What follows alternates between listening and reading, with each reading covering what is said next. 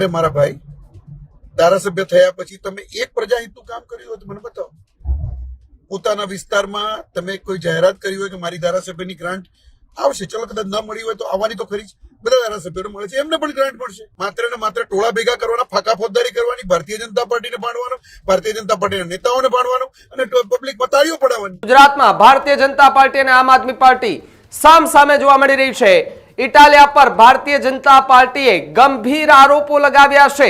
ધારાસભ્ય બન્યા પછી એક પ્રજાના હિતનું કામ ન કર્યું હોવાની વાત ભાજપે કરી છે.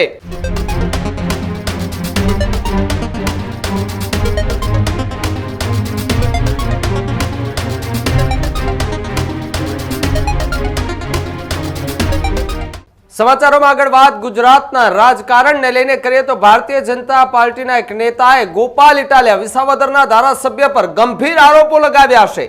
યજ્ઞેશ દવેનો એક વિડીયો સોશિયલ મીડિયા પર વાયરલ થઈ રહ્યો છે, જેમાં ગોપાલ ઇટાલિયા સામે ગંભીર આરોપ લાગ્યા છે. ગુજરાતમાં ભારતીય જનતા પાર્ટી અને આમ આદમી પાર્ટી સામ સામે જોવા મળી રહી છે. ઇટાલિયા પર ભારતીય જનતા પાર્ટીએ ગંભીર આરોપો લગાવ્યા છે. ગોપાલ ઇટાલિયાના વાયદા એ ભાજપે યાદ અપાવ્યા છે. સાથે જ વાત કરવામાં આવે તો ચૂંટણી પહેલા ઘણા મુદ્દે ગોપાલ ઇટાલિયાએ એ જાહેરાત કરી હતી કે ચૂંટણી જીત્યા બાદ આ વસ્તુ કરીશું. ત્યારે પ્રજાના કામ માટે એ ઇટાલિયાએ જે વાયદા કર્યા હતા એ વાયદા ભાજપે યાદ કરાવ્યા છે.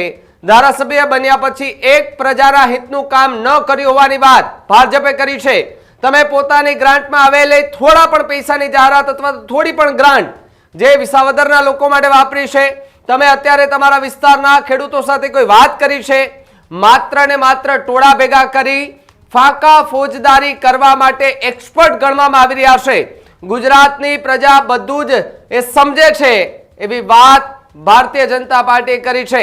પ્રજાના કામ કરશો તો તમને પ્રજા પસંદ કરશે તેવી વાત ગોપાલ ઇટાલિયા માટે એ યજ્ઞેશ દવે દ્વારા કરવામાં આવી છે. છેલ્લા ઘણા સમયથી ગોપાલ ઇટાલિયા અને આમ આદમી પાર્ટી ગુજરાતની અંદર ખૂબ ચર્ચામાં છે. જ્યારથી વિસાવદરની ચૂંટણી ગોપાલ ઇટાલિયા જીતીને આવ્યા ત્યારથી જ ગોપાલ ઇટાલિયા સહિતના કેટલાક લોકો કે જે ખૂબ ચર્ચામાં છે, પોતાની ભાષણબાજીથી ચર્ચામાં હોય છે તો ક્યાંક કે વિરોધને લઈને ચર્ચામાં હોય છે.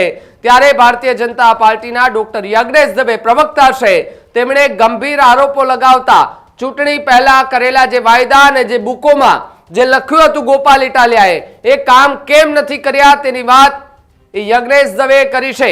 શું કહ્યું યજ્ઞેશ દવે અને કેવા ગંભીર આરોપો લગાવ્યા ઇટાલિયા સામે, સાંભળો આ વિડીયોમાં. ગુજરાતમાં તો ઘણા કાઢ્યા ભાઈ. એવા પક્ષનો એક ધારાસભ્ય હમણાં નવા ધારાસભ્ય થયા એ પહેલા તો એમણે ઘણી બધી જાહેરાતો કરી નાખી. હું આમ કરી દઈશ, આમ કરી દઈશ, પ્રજાના કામ આમ કરી દઈશ, પેલો પક્ષ આમ નથી કરતો, આ પક્ષ આમ નથી કરતો. અરે મારા ભાઈ, ધારાસભ્ય થયા પછી તમે એક પ્રજાહિતનું કામ કર્યું હોય તો મને બતાવો. પોતાના વિસ્તારમાં તમે કોઈ જાહેરાત કરી હોય કે મારી ધારાસભ્યની ગ્રાન્ટ આવશે, ચલો કદાચ ન મળી હોય તો આવવાની તો ખરી જ. બધા ધારાસભ્યોને મળે છે, એમને પણ ગ્રાન્ટ મળશે કે મારા ધારાસભ્યની ગ્રાન્ટમાંથી હું આટલા પૈસા આ ગામમાં આપીશ.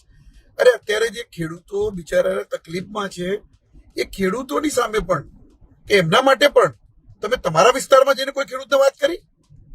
માત્ર ને માત્ર ટોળા ભેગા કરવાના, ફાંકા ફોજદારી કરવાની, ભારતીય જનતા પાર્ટીને ભાંડવાનું, ભારતીય જનતા પાર્ટીના નેતાઓને ભાંડવાનું અને પબ્લિકમાં તાળીઓ પડાવવાની. ફાંકા ફોજદારી વસ્તુ અલગ છે, પ્રજા હિતના કાર્યો અલગ છે. પ્રજા બધું સમજે છે, ગુજરાતની પ્રજા બધું જ સમજે છે.